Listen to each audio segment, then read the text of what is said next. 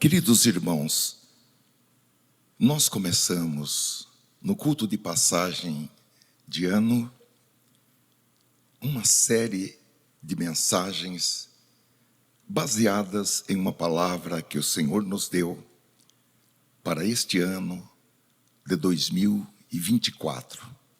Que 2024 é o ano do acolhimento. E esta é a 7ª mensagem sobre este tema, e nós colocamos como título: Diversidade, marca de uma igreja acolhedora. Nós vamos ler a palavra de Deus na primeira carta de Paulo aos Coríntios, primeira epístola de Paulo aos Coríntios, capítulo 12. Eu vou ler, irmãos, na NVT, que é a nova versão transformadora de Almeida. A epígrafe desse texto, na minha Bíblia, diz: unidade na diversidade. O texto bíblico diz: o corpo humano tem muitas partes, mas elas formam um só corpo. O mesmo acontece com relação a Cristo. Alguns de nós são judeus, alguns são gentios, alguns são escravos e alguns são livres. Mas todos nós fomos batizados em um só corpo pelo único Espírito e todos recebemos o privilégio de beber do mesmo Espírito. De fato, o corpo não é feito de uma só parte, mas de muitas partes diferentes. Se o pé diz: não sou parte do corpo porque não sou mão, acaso por isso deixa de ser parte do corpo? E se a orelha diz: não sou parte do corpo porque não sou olho, será que por isso deixa de ser parte do corpo? Se o corpo todo fosse olho, como vocês ouviriam? E se o corpo todo fosse orelha, como sentiriam o cheiro de algo?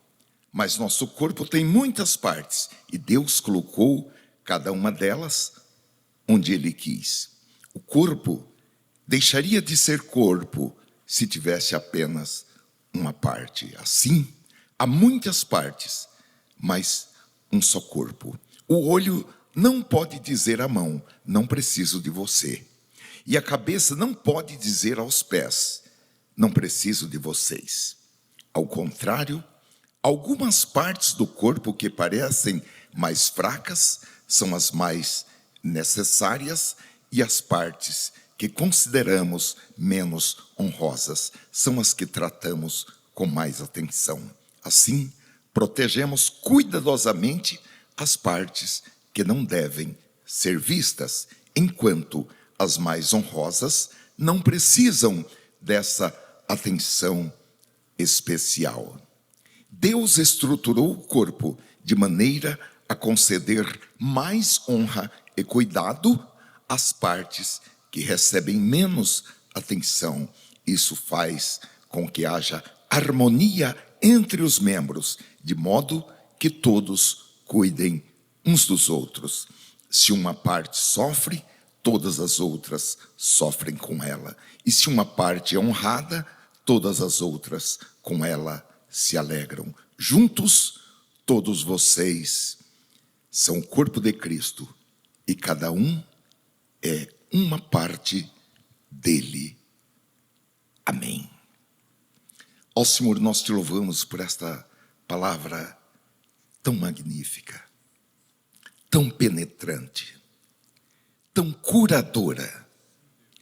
Amplia, Senhor, agora com a revelação desta palavra, e que a unção do Espírito Santo nos dê capacidade para a transmissão desta palavra, e também, Senhor, para a recepção, para memorização, para aplicação desta palavra em nossas vidas, em nome de Jesus Cristo. Amém. Meus queridos irmãos, então, 2024 é o ano do acolhimento. E nós estamos sendo preparados, capacitados e habilitados para acolher a todos os que foram e forem enviados a esta igreja e acolhê-los no modo e na forma desenhados pelo Espírito Santo. Em outras palavras, o Espírito Santo está falando para nós, uma vez mais nesta noite.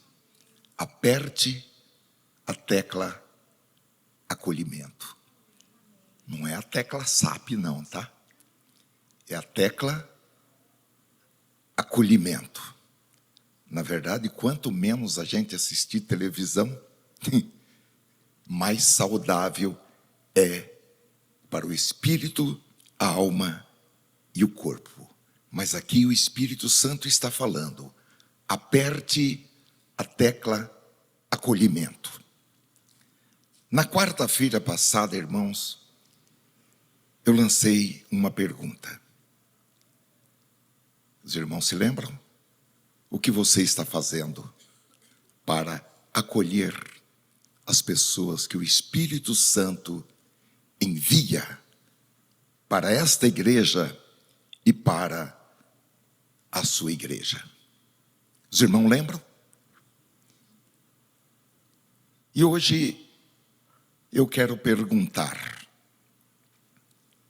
o que você fez no domingo passado em relação aos visitantes da sua igreja? Para os irmãos que são desta, a pergunta é: os visitantes que o Espírito Santo mandou para esta igreja no domingo passado. Para os irmãos que são das congregações, os visitantes que o Espírito Santo mandou para a sua igreja ou sua congregação no domingo passado. O que você fez? Para que eles se sentissem acolhidos, bem recebidos, aceitos, abraçados, acolhidos, considerados. Você conversou com eles? É uma pergunta. Você perguntou o nome deles?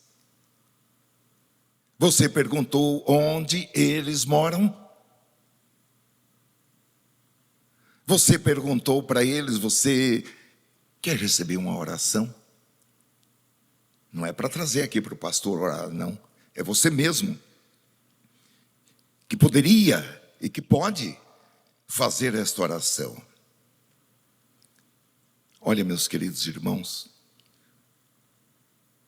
o Espírito Santo nunca pede para que nós façamos algo que esteja fora do nosso alcance, ou fora das nossas forças, ou esteja além daquilo que nós podemos fazer.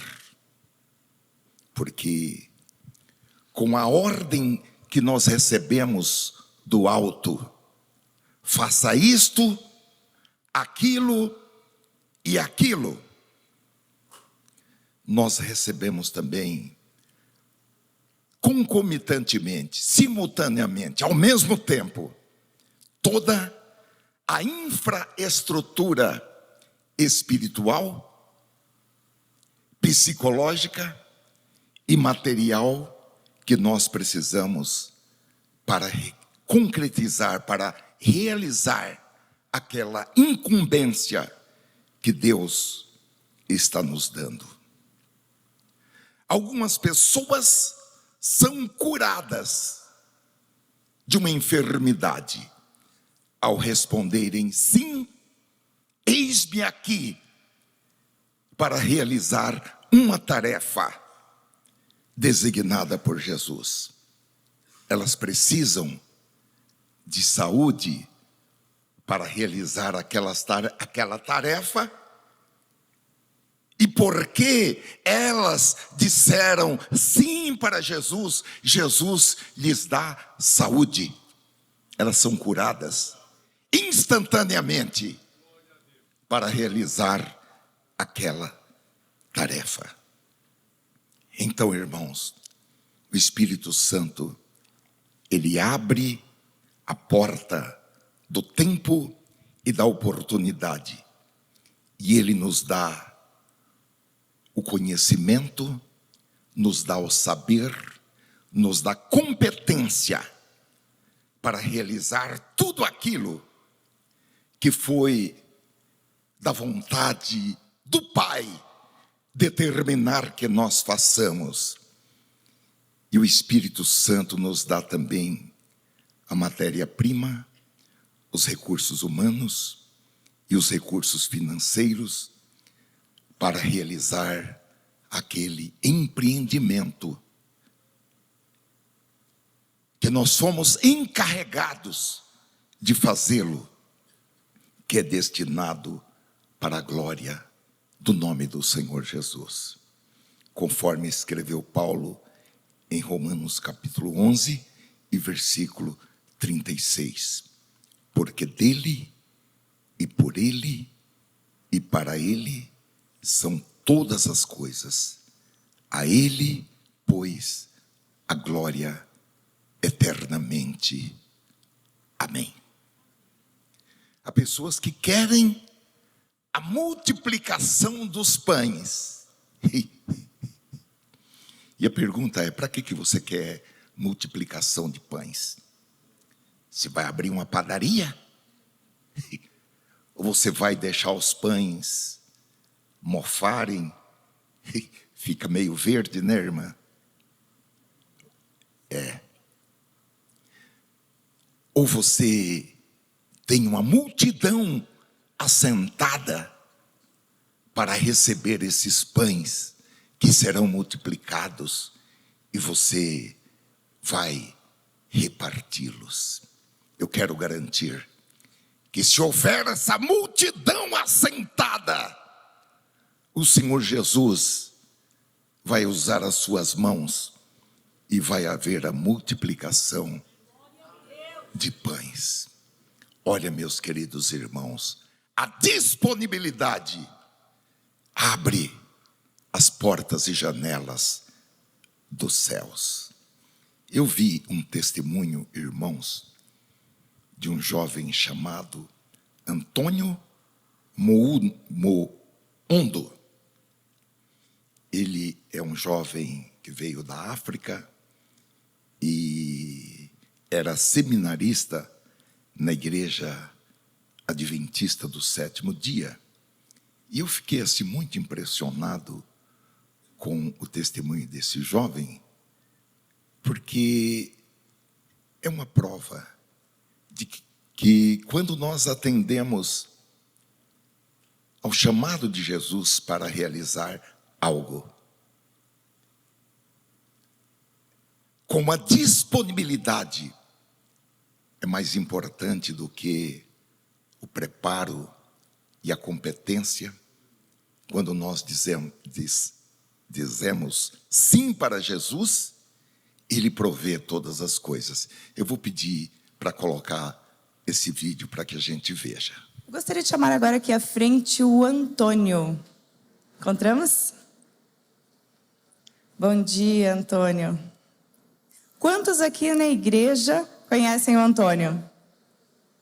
Temos bastante pessoas.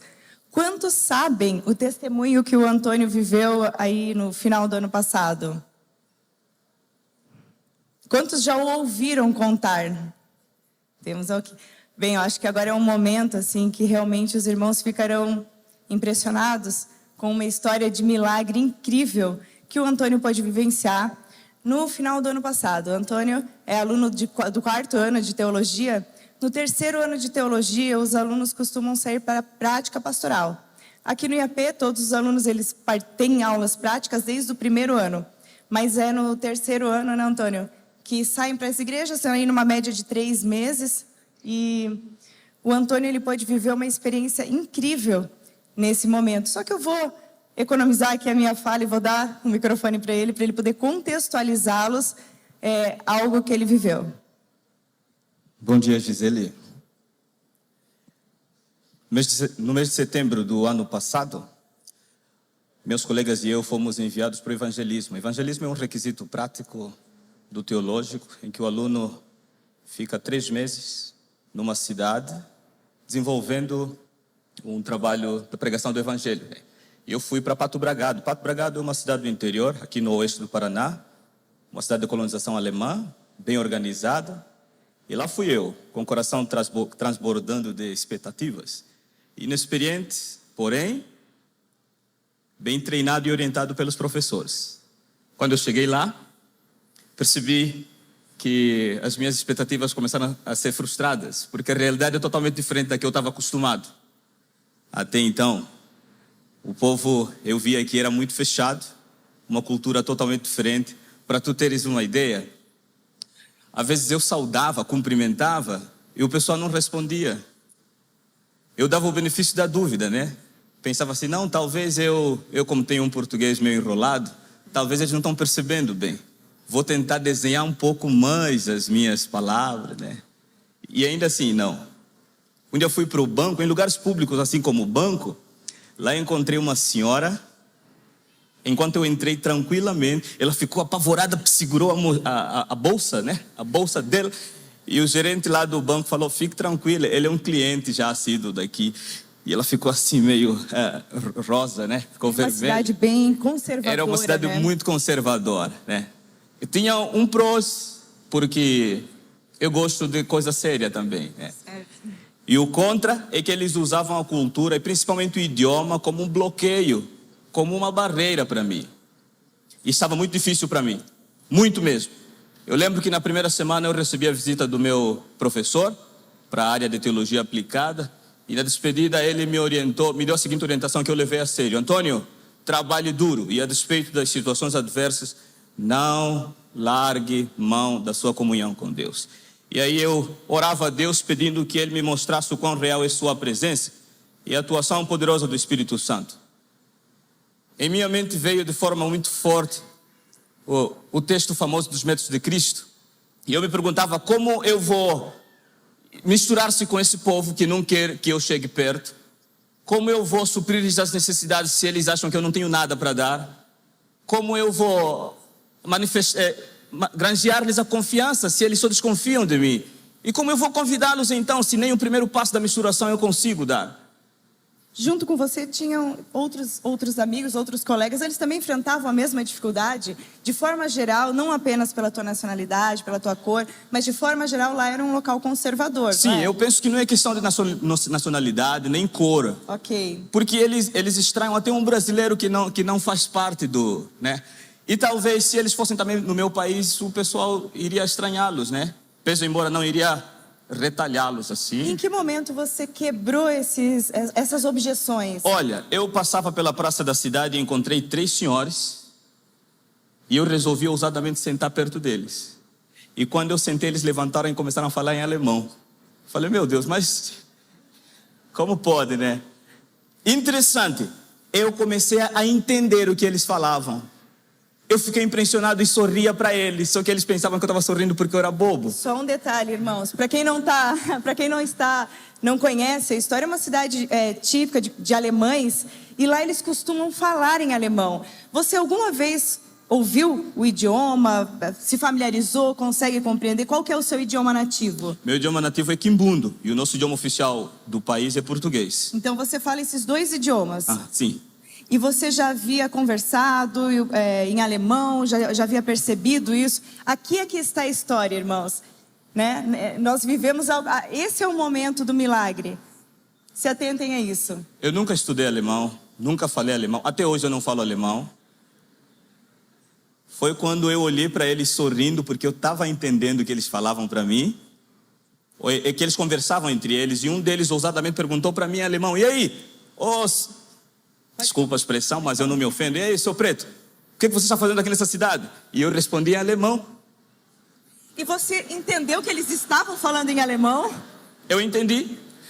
Naquele momento você achou que eles estavam falando em alemão? Houve alguma suspeita? Será que eu estou entendendo direito? Você compreendeu que você estava entendendo? Naquele exato momento eu pensei: será que eles estão falando inglês ou português? Nenhum desses dois idiomas eles estão conversando. Eles estão falando alemão. E eu estava impressionado porque eu estava entendendo o alemão. E o Espírito Santo falou de forma muito forte na minha mente: fala com eles. E eu me perguntava: mas como eu vou falar se eu não consigo falar o alemão? Foi quando o Senhor dirige a pergunta para mim e eu respondi em alemão. Ele ficou assim: Mein Gott, Schwarz sprechen Deutsch. Meu Deus, o preto falando alemão. Eu fiquei impressionado porque a confirmação de que eu estava falando alemão vinha deles. E você ficou feliz também? Eu fiquei feliz, claro. E não te ofendeu o fato de eles te chamarem de preto? Não. Eu estava feliz porque o processo da misturação estava começando. É o que eu queria. Misturação. Havia algo maior por detrás, né? Ok, eu estava ali com uma proposta de oferecer-lhes o evangelho. E a partir dessa conversa, portas se abriram de maneira muito segura. Esse povo podemos ter dificuldades no começo, mas eles são muito bem confiáveis. Portas se abriram, eles próprios me ajudaram com o envolvimento da igreja mais próxima da cidade, me ajudaram no desenvolvimento de todo o trabalho que eu fui lá fazer. E uma coisa interessante, nós conversávamos antes, eu e o Antônio, e esses colegas, novos colegas que você havia feito, né, que até o momento eles levantaram do banco, saíram, desprezaram, de repente eles te acolheram e eles simpatizaram muito com você. E quiseram te levar para vários lugares, você se tornou muito conhecido, muito popular na cidade, né? Sim. Qual foi o primeiro lugar que você foi, ali por intermédio deles? Eles me levaram para conhecer uma professora de alemão, Terezinha Euler. E eles se impressionaram porque o alemão que você falava era um alemão raiz, digamos assim. Eles chamam de Hochdeutsch. O Hochdeutsch, eu nem sabia o que era o Hochdeutsch, né? Eu fiquei aprendendo depois. O professor, parece que eu estou vendo que ele tem cara de alemão. Eu acho que ele entende. O Hochdeutsch é o alemão. Eles diziam para mim que era o alemão raiz lá da Alemanha, né? O alto, né? Do alto padrão. Então, o impressionante para eles era ver um negro falando alemão e o alemão do alto padrão. Eu creio que isso é capacitação do Espírito Santo. Eu creio nisso, é. E você entendeu, então, naquele primeiro momento, vocês ficaram ali conversando em torno de quantos minutos? 15 minutos. 15 minutos de conversa e você compreendia perfeitamente e tudo falando em alemão. Sim. Impressionante, né, irmãos? E eu fiz um trato com essa professora de alemão. Eu falei: eu vim me candidatar para ser teu aluno, você vai me ensinar alemão. Ela falou: mas você já fala alemão? Eu falei: não, mas eu preciso aprender a gramática. E em troca disso, eu quero também ser teu professor, porque eu sou professor. Eu sou professor de Bíblia. Meu professor me disse que eu era professor de Bíblia, né, mesmo? E ali nós fizemos esse intercâmbio. Ela me ensinou alemão, gramatical, na gramática, e eu lhe ensinei a Bíblia. E aí as coisas fluíram. Muito bom. E o Antônio teve uma experiência incrível.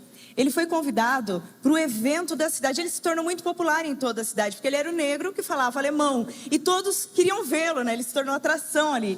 Inclusive, o Antônio foi chamado para um dia em que havia um evento na cidade e ele foi chamado para falar em alemão na igreja luterana da cidade. Aí conta um pouquinho para nós como foi essa experiência. Eles estiveram comemorando os 501 anos de reforma e eles me convidaram para falar para mais da metade da cidade. A cidade tinha cerca de 6 mil habitantes. E aí eles me convidaram para falar em alemão. Eu comigo assim: meu Deus, eu não sei falar alemão, mas esse povo não entende que ich spreche kein Deutsch, né? Eu não sei falar alemão.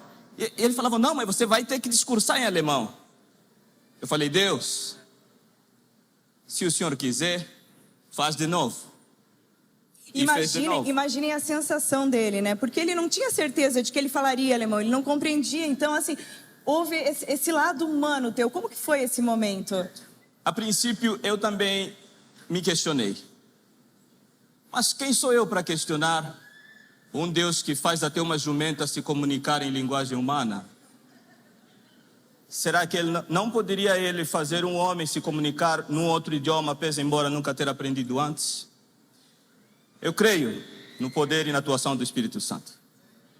E naquele momento, o Antônio teve uma oportunidade muito grande. Ele falou, aproveitando as circunstâncias, sobre Lutero, né? Como a Bíblia foi o coração da reforma luterana. E eu compartilhei com eles essa mensagem para a honra e glória de Deus. E com isso, portas se abriram. Muitas pessoas vieram participar do evangelismo, que estava tão difícil, não é mesmo, Antônio? E como resultado, muitos aceitaram ser discípulos de Jesus através do batismo. E lá começou uma nova igreja adventista do sétimo dia. Louvado seja Deus. Louvado seja Deus. Muito obrigada, Antônio, pelo teu testemunho. Tenhamos um bom sábado. Glória a Deus. Glória a Deus. Glória a Deus.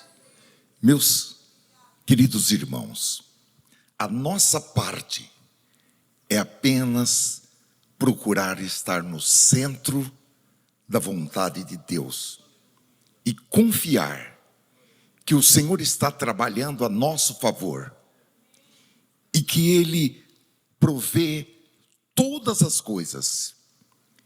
E naquilo que nós somos insuficientes, o Senhor tem toda a suficiência e Ele está trabalhando a nosso favor. Ele provê tudo o que nós precisamos para prosperar naquilo para o que fomos designados realizar, seja uma coisa simples, ou uma coisa média, ou uma coisa complexa. E ainda que aparentemente pareça que nós não estamos tendo sucesso, não estamos avançando naquele objetivo determinado pelo Senhor, o que é certo é que a partir do momento em que nós estamos no centro da vontade de Deus, em que nós falamos sim para Jesus, em que nós falamos, eis-me aqui, Senhor, para fazer a tua vontade, cumpre-se em nós. Romanos, capítulo 8, e versículo 28. Todas as coisas cooperam para o bem, sabemos que todas as coisas cooperam para o bem daqueles que amam a Deus, daqueles que são chamados segundo o seu propósito. Romanos 8 e 28, irmãos, é um dos versículos mais usados, mas também um dos versículos mais abusados, porque esse versículo é muitas vezes citado erroneamente. O versículo diz que existem dois requisitos para que todas as coisas cooperem juntamente para o bem daqueles. Primeiro, que amam a Deus, e segundo, daqueles que estão dentro do seu propósito. São dois pré-requisitos. Porém, irmãos, eu tenho visto muitas pessoas, inclusive muitos pregadores, citando apenas esse versículo, apenas com o primeiro pré-requisito. Todas as coisas cooperam para o bem daqueles que amam a Deus. E a segunda parte? Por que tirar a segunda parte, que exige que, além de amar a Deus, esteja fielmente dentro do seu propósito? Então, além de amar a Deus, estar dentro do propósito do Senhor é condição essencial para que o que Paulo chamou de boa, agradável e perfeita vontade de Deus seja realizada, seja concretizada, seja experimentada. Aqui, nessa igreja, os irmãos estão autorizados a chamar a minha atenção e a de qualquer outro pregador que subir aqui nesse púlpito e citar esse versículo de forma incompleta. Ok? Os irmãos que são daqui, ok? Estão autorizados. Porque quem prega a palavra de Deus tem o dever de manejar corretamente a palavra de Deus. Se é um irmão recém-convertido que está citando esse versículo, nós oferecemos para ele o benefício do pouco conhecimento. Agora, aquele que já é obreiro, aquele que já é um veterano, aluno da escola dominical, tolerância zero para ele. Agora, se a pessoa não tem, como eu tenho pouca capacidade de não tanto de memorizar os versículos, mas de guardar o endereço dos versículos. Eu anoto. Não tem nenhum problema trazer as anotações em um tablet ou em um caderno. Agora, o que não pode é seccionar a palavra de Deus. Não é só porque Apocalipse traça aquele roteiro para quem tira um J ou um tio. É porque a palavra de Deus deve ser mencionada na sua integralidade. Então, se o texto está dizendo que são 2 requisitos para que tudo concorra para o bem daquela pessoa, ninguém está autorizado a tirar um desses requisitos por sua própria conta e risco. Meus queridos irmãos, a igreja, ela precisa ser uma igreja bíblica. E para que ela seja, ou para que ela se torne uma igreja bíblica, a maneira como ela lida com a palavra de Deus é que vai definir. Atos, capítulo 17, e versículo 11, fala dos crentes bereanos, que eles eram mais nobres, há um destaque, porque eles foram elogiados, considerados mais nobres do que os tessalonicenses, e Paulo enfatiza isso. E o que é que tornava esses crentes de Bereia mais nobre do que os crentes da Tessalônica? Atos 17, 11. Eram mais nobres do que os tessalonicenses, porque receberam a mensagem com vívido interesse e dedicaram-se ao estudo diário das Escrituras, com o propósito de avaliar se tudo correspondia à verdade. É Paulo que vai pregar hoje aqui. É Paulo, deixa eu levar o meu pergaminho. E eu vou, quando ele falar, eu vou abrir o meu pergaminho, eu vou abrir o meu livro, para conferir se ele está falando de maneira autêntica, se não está faltando alguma coisa.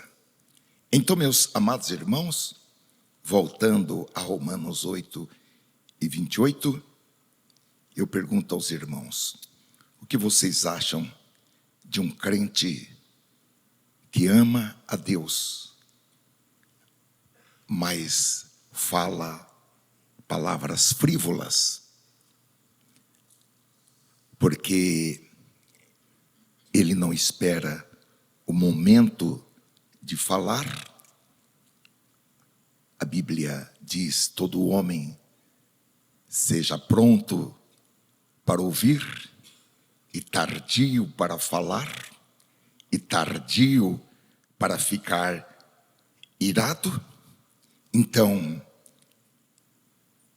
ele não pensa com a mente de Cristo e fala o que não deveria falar.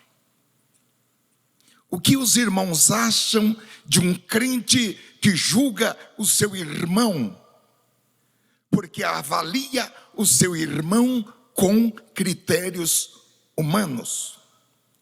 De um crente que ama a Deus, mas deixa a sua congregação, como é costume de alguns. Ele ama a Deus, então ele atende ao primeiro quesito, para que todas as coisas cooperem juntamente para o seu bem, porque ele ama a Deus. Mas ele não atende o quesito número 2, porque ao deixar a sua congregação, ele está fora do propósito do Senhor. Eu não sei se você já teve esse entendimento espiritual, mas eu tenho entendido, irmãos, e também comprovado pela observação, que existe um tipo de comunhão entre nós e o Espírito Santo, que não pode ser alcançada em nenhum outro local que não seja dentro da nossa própria congregação. A conexão que um crente tem com o Espírito Santo, quando ele está naquele lugar que o Espírito Santo designou para ele estar, a sua congregação é completamente diferente daquela conexão que ele tem quando está na sua própria casa ou em qualquer outro lugar, inclusive em outra congregação que não é a sua congregação. Essa conexão especial que eu estou me referindo, ela ocorre unicamente quando nós estamos naquele lugar que o Espírito Santo designou. Não porque nós temos amigos que cooperam naquela congregação, não porque geograficamente é perto da nossa casa, mas porque é o lugar que o Espírito Santo nos plantou. E então, irmãos, essa conexão, ela só ocorre quando nós estamos em nossa própria congregação e não pode ser substituída por nenhuma outra. Eu quero fazer uma ressalva, porque de acordo com Efésios capítulo 4, versículo 11, há pessoas para as quais Deus concedeu o dom ministerial de evangelista, para que ele desempenhe esse dom de acordo com a direção e o propósito do Espírito Santo, para edificação e para o fortalecimento de outras igrejas locais. Ele designou alguns para apóstolos, outros para profetas, outros para evangelistas e outros para pastores e mestres, com o fim de preparar os santos para a obra do ministério, para que o corpo de Cristo seja edificado. Então, esse evangelista, ele vai de igreja em igreja, não para conhecer a igreja, não por curiosidade ou para fazer algum tipo de relações sociais, ou para vender alguma coisa. Ele vai enviado pelo Espírito Santo com propósitos específicos. Primeiro, preparar o povo de Deus para a obra do ministério, ou seja, para o trabalho cristão. E segundo, cooperar no crescimento e desenvolvimento espirituais do corpo de Cristo, de acordo com o plano estabelecido pelo Senhor. Efésios 4:13 resume o propósito, dizendo: até que todos alcancemos a unidade da fé e do conhecimento do Filho de Deus e cheguemos à maturidade, atingindo a medida da plenitude de Cristo. Então, meus queridos irmãos, se alguém tem esse tipo de chamada, ele tem que chegar ao pastor da sua igreja, da sua congregação, e dizer: irmão, a minha chamada é diferente. A minha chamada é para ser um evangelista de cidade em cidade e de igreja em igreja. Não há nenhum problema, não há nenhuma censura, porque como nós sabemos, cada um deve ficar na vocação em que foi chamado. E meus irmãos, cada vez mais eu tenho compreendido que o sucesso na vida espiritual, o sucesso na vida ministerial, não acontece para aqueles que apenas amam a Deus, mas estão fora do seu propósito, porque têm rodinhas nos pés. Rodinha nos pés. Está sempre navegando para lá e para cá. Então, meus amados irmãos, do ponto de vista celestial, tudo está pronto, tudo está preparado, tudo já está no nosso patrimônio espiritual, é nosso. Apenas se aguarda que nós nos preparemos, que nós façamos a nossa parte, seja individualmente, cada um de nós, seja também coletivamente, como uma congregação, porque a igreja também, ela tem que procurar estar no centro do propósito do Espírito Santo, e inevitavelmente o Senhor Jesus dará prosperidade para que nós realizemos tudo aquilo para o qual nós fomos designados para fazer. Eu vou dar mais um testemunho para os irmãos que comprova que Deus provê todas as coisas. Nós temos um programa, irmãos, todos os dias, de segunda a sexta, em uma rede de televisão que se chama TV Mais Família. O nosso programa, ele é da 00:30 a 1h da manhã.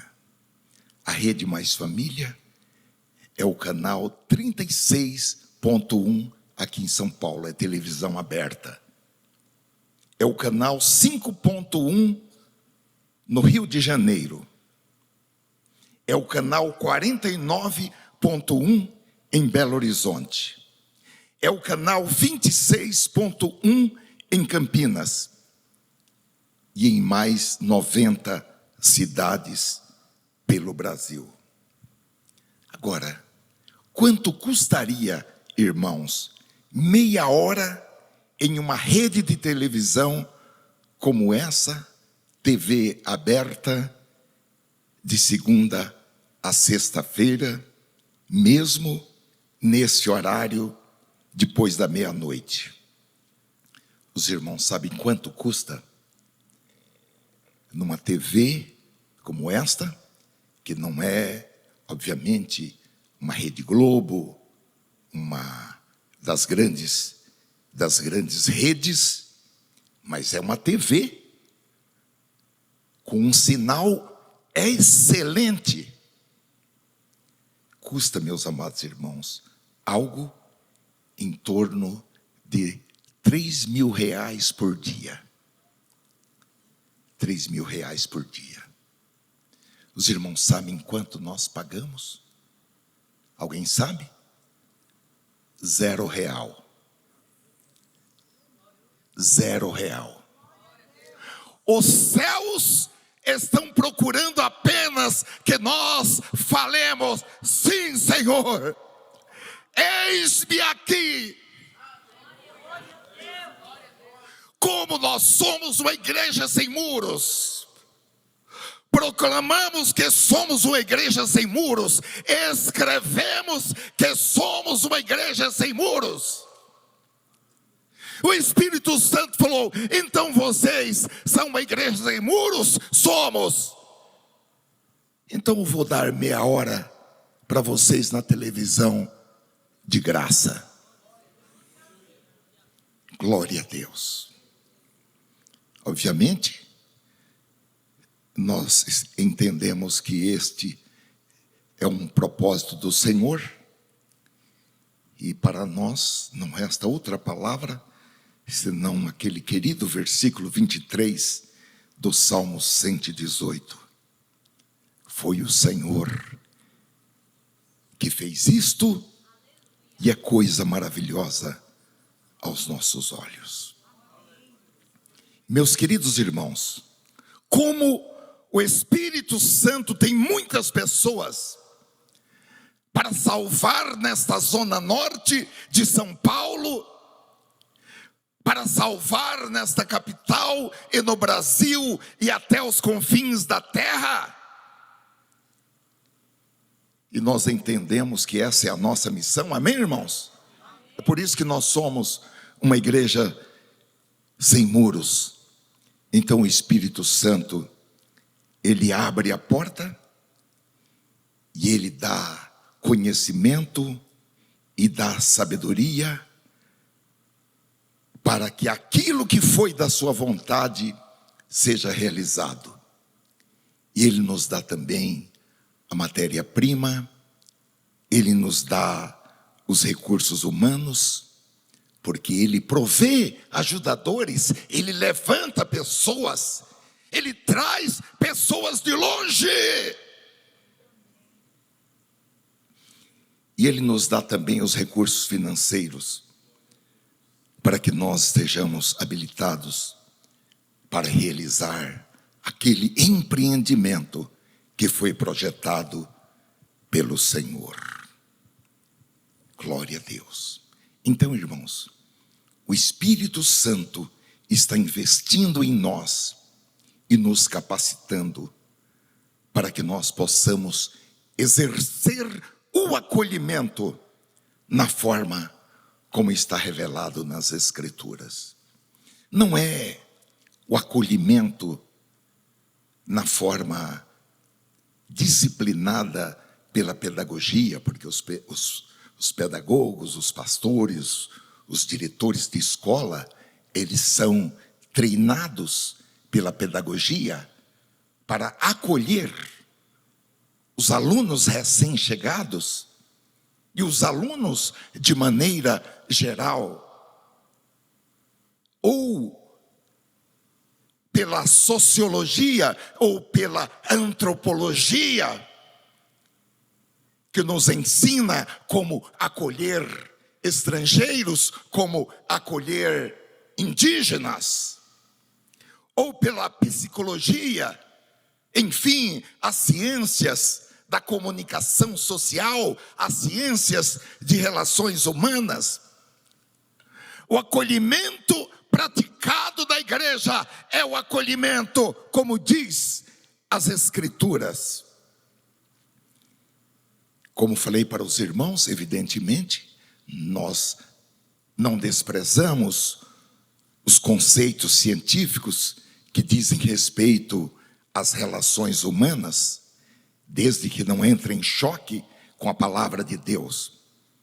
Porém, aqui está a revelação do Espírito Santo e o acolhimento, irmãos, praticado de acordo com os conceitos da palavra de Deus, é um acolhimento de resultados, porque nós saímos do campo do experimento humano, do conhecimento humano, e nós adentramos em uma dimensão de conhecimento sobrenatural e de sabedoria divina.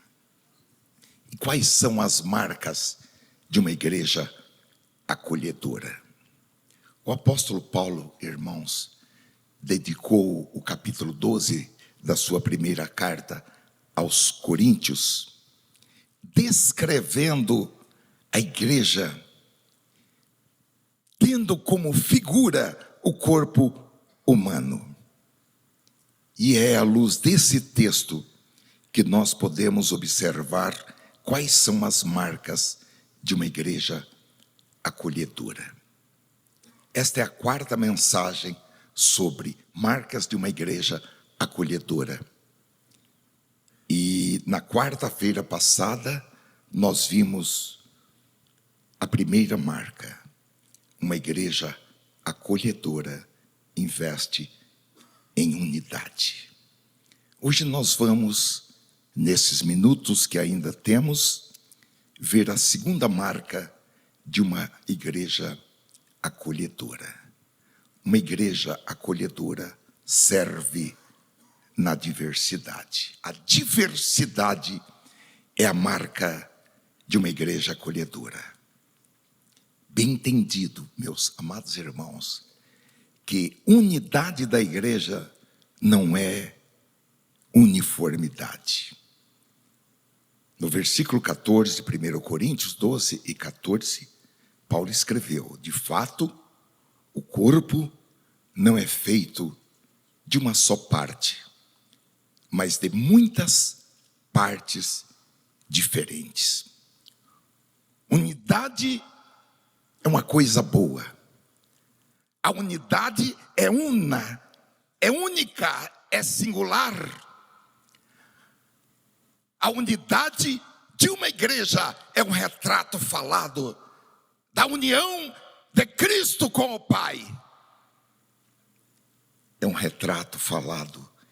E Jesus disse: as pessoas vão ver que eu estou no meio de vós. Agora, a uniformidade, irmãos, ela é algo monótono. É algo que só tem uma só forma. Ela é invariável. Ela não muda. Um exemplo que eu posso dar para os irmãos de uniformidade é na Igreja Universal do Reino de Deus, que todo mundo fala como se fosse carioca. Você é carioca? Não, eu sou paranaense. Oh, mas eu pensei que você fosse carioca. Não, eu sou gaúcho. Não, eu sou pernambucano. Eu pensei que você fosse carioca, porque todos imitam o líder. Uniformidade é uma só forma. O apóstolo Paulo, no capítulo 12, versículo 12, ele disse: o corpo humano tem muitas partes e elas formam um só corpo. Tem muitos membros, mas estes membros constituem um só corpo. O mesmo acontece com relação a Cristo. E no versículo 13, ele diz que o corpo de Cristo, que é único, tem uma diversidade de membros. Alguns são judeus, alguns são gentios, alguns são escravos e alguns são livres, mas todos bebendo de um só Espírito, e todos entraram no corpo de Cristo, ingressaram no corpo de Cristo, foram batizados no corpo de Cristo, que é a igreja. Então, irmãos, de um lado, a unidade do corpo, porque é apenas um corpo, mas de outro lado, a diversidade de membros. Porém, o corpo age em unidade. É óbvio que há um respeito à diversidade da operação de cada membro em particular. Mas o corpo age em unidade e todos os membros do corpo cooperam para a manutenção da unidade, da integridade e da saúde daquele corpo. A palavra de Deus defende a unidade do corpo, mas respeita a diversidade da cooperação dos seus membros, de maneira, irmãos, que qualquer tipo prejudicial de uniformidade tem que ser rechaçado, tem que ser desprezado. Então você tem um corpo só, mas esse corpo é formado por diferentes membros, e cada membro com a sua respectiva função, com a sua finalidade, com o seu ministério, cada membro com a sua particularidade.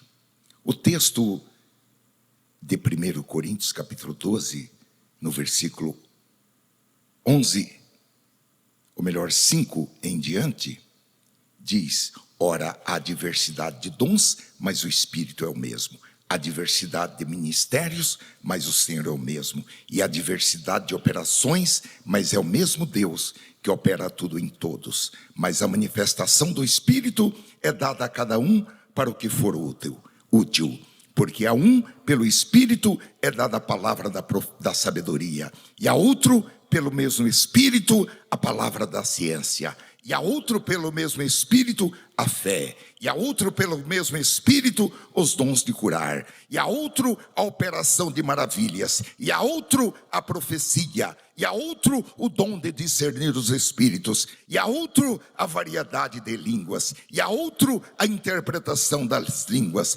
Mas um só é o mesmo Espírito, opera todas estas coisas, repartindo particularmente a cada um como quer. Então, meus queridos irmãos, ser uma igreja acolhedora significa, meus irmãos, ver nos demais diferentes formas de falar, diferentes formas de agir, mas a mesma coisa, o mesmo sentimento. E, meus queridos irmãos, nós temos a mesma mensagem. A nossa mensagem é esta. Paulo falou: eu não quero saber de outra conversa. Eu só quero saber do Evangelho de Jesus. O meu negócio é Jesus. E este crucificado. Então, meus irmãos, a palavra é a mesma, mas nós recebemos do Senhor capacitações para pregá-las de maneira diferente, para demonstrá-las de maneira diferente. Nós temos o mesmo Espírito, bebemos do mesmo Espírito, fomos batizados no mesmo corpo, mas o Espírito Santo capacita a cada um de maneira diferente. Então, cada pessoa no reino de Deus tem as suas capacitações, tem as suas habilidades que devem servir para edificação e acolhimento de todos, para que Deus seja louvado na vida de cada pessoa e também seja louvado no meio da congregação. Isso significa que funções, cargos, não devem ser motivo de orgulho, e sim motivo de gratidão, de adoração e de humildade no reino, por ter o privilégio de participar da missão que foi ordenada por Jesus. Nós devemos vencer, irmãos, as nossas dificuldades de lidar com o diferente, seja o diferente na maneira de ser, o diferente na maneira de falar, de se vestir, de cortar o cabelo, ou nas diversas formas de desenvolver dons e habilidades. Nós temos que pedir ao Senhor: me ajuda, Senhor. Faz aquela transformação que Paulo escreveu em Romanos capítulo 12 e versículo 2, para que a minha mente seja renovada pela transformação, para que eu acabe de uma vez com esse negócio de excluir pessoas, de separar pessoas, em vez de acolhê-las. Agora, irmãos, nós quebramos a unidade do corpo de Cristo quando entendemos que as diferenças que existem entre irmãos que estão em nosso meio nos dão licença para criticar, para depreciar ou para condenar. Vamos pedir que o Espírito Santo abra a nossa cabeça, enfie um chip na nossa cabeça, para que nós entendamos a diferença entre unidade e uniformidade. Aleluia. Nós temos opiniões diferentes, gostos diferentes, mas, meus amados irmãos, se esses gostos diferentes é algo que pode ser aceito, se é algo que não traz escândalo para o Evangelho, qual é a razão? Onde está a autoridade?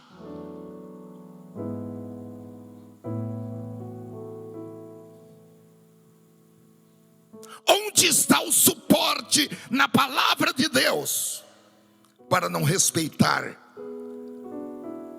os gostos das pessoas? Assim, para a gente avançar e ficar um pouco mais, pensar um pouco mais, eu vou falar na tatuagem. Muitos acham que a tatuagem interfere na salvação, mas a Bíblia diz que Deus não vê como o homem vê, porque o homem vê o exterior, mas Deus vê o coração. Eu, por exemplo, nunca fiz e nunca faria nenhuma tatuagem. Mas se alguém tem tatuagem e é da igreja, ele pode ir para o céu, tanto quanto eu e você, que não temos tatuagem. E ele pode ir para o céu e eu ficar. Eu posso também ir para o céu e ele que tem tatuagem pode ficar. Porque tudo depende de cada um de nós estarmos preparados para encontrar-se com o Senhor nosso Deus. Em Campinas tinha um irmão lá na nossa congregação que tinha muitas tatuagens. E ele veio conversar comigo. E eu falei, não há nenhum problema você deixar essas tatuagens. Mas esse irmão se submeteu a cirurgias, a laser, caríssimas, e que deixaram assim sequelas na sua pele. Ele era presbítero, porque ele disse, eu não estou, irmão, me sentindo bem com essas tatuagens. Obviamente, cada um tem que ter a sua experiência com o Espírito Santo, mas a experiência é dele. Nós temos a nossa experiência, ele tem a experiência dele. E isso, irmãos, é de uma importância muito grande, porque a religiosidade, ela não permite a unidade no meio do reino de Deus, porque a religiosidade, ela busca a uniformidade, e é por isso que muitas pessoas saem da igreja, deixam de servir a Jesus, pois aqueles que se acham mais santos e mais dignos do que os outros, menosprezam os outros, porque estão no alto dos seus cargos, das suas funções, ou porque têm dons mais destacados. Na igreja é diferente, irmãos. Não faz diferença quem ministra o louvor todos os domingos, ou quem prega todos os domingos. Isso não faz esse irmão ou essa irmã mais importante do que aquele que lava os banheiros da igreja, do que aquele que limpa o chão da igreja, do que aquele que limpa as cadeiras da igreja.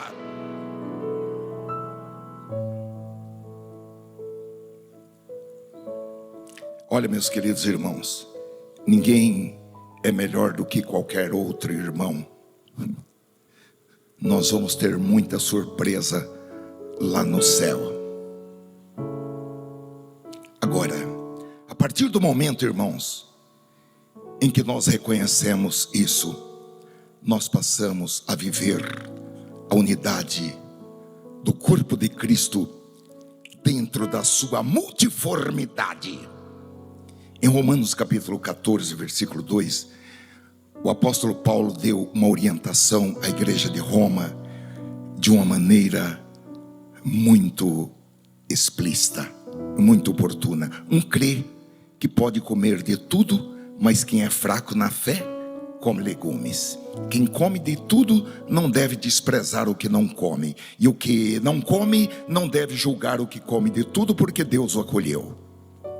Alguns pensam que certos dias, versículo 5, são mais importantes do que os demais, mas outros pensam que todos os dias são iguais. Cada um tem a opinião bem definida em sua própria mente. Quem pensa que certos dias são mais importantes, faz isso para o Senhor. Quem come de tudo, faz isso para o Senhor, porque dá graças a Deus. E quem não come de tudo, é para o Senhor que não come e dá graças a Deus. Olha, irmãos, uma igreja acolhedora, ela precisa trabalhar na diversidade. aquela operação que o Senhor fez, referida em Colossenses capítulo 1 e versículo 13, que Ele nos liberou, ou libertou do império das trevas, e nos transportou para o reino do Filho do seu amor. Essa operação, ela também nos tirou do isolamento do pecado, e nos deu a participação, o privilégio de participar de uma comunidade que é o corpo de Cristo, que é uma comunidade cheia de diferenças, mas não diferenças que nos afastam, diferenças que nos unem, diferenças que nos atraem. Então, meus amados irmãos, com muito temor, eu deixo essa palavra para os irmãos, porque o Senhor, Ele está preparando esta igreja para um grande mover, porque Ele está procurando igrejas preparadas, habilitadas para receber Paulo, o perseguidor dos cristãos, para receber o eunuco, que não podia entrar no santuário da adoração. Ele teria que ficar no pátio. Fica lá fora, você é um homem quebrado, você não pode entrar aqui no pátio da adoração.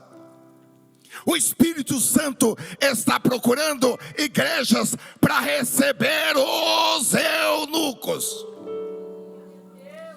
Está procurando igrejas para receber Cornélio, o centurião romano. E esta igreja é uma igreja sem muros. E não somente esta igreja, como as igrejas deste setor, são igrejas sem muros. E o Espírito Santo pode ter plena confiança e enviar essas pessoas para cá, porque elas serão acolhidas, serão amadas, serão ensinadas, serão batizadas, serão santificadas pela palavra, serão abençoadas, e nós não vamos puxar a ficha pregressa dela, a capivara dela, porque se alguém está em Cristo, nova criatura é. As coisas antigas se passaram e tudo se fez novo. Amém. Glória a Deus. Vamos ficar de pé, irmãos, por favor. Glória a Deus. Te louvamos, adoramos pelo privilégio de receber a instrução da Tua palavra, que é suficiente para fazer-nos sábios nesta matéria, porque a Tua palavra é sabedoria de Deus. E nesta noite, uma vez mais, nós estamos sendo enriquecidos com a Tua palavra, estamos sendo preparados, habilitados, capacitados para o exercício desse ministério que o Senhor uma vez entregou aos santos. E agora, nessa quadra do tempo, coube, Senhor, a nós estar aqui para exercer este ministério em Teu nome. Ó Senhor, abençoa cada um dos meus irmãos e irmãs, tanto os de perto como os de longe, mas de maneira especial nós colocamos diante de Ti as nossas 44 congregações, para que possamos ser casas de acolhimento, casas de confiança do Espírito Santo. Em nome de Jesus Cristo, por favor, levante a sua mão, diga amém, graças a Deus e glória a Deus. Glória a Deus.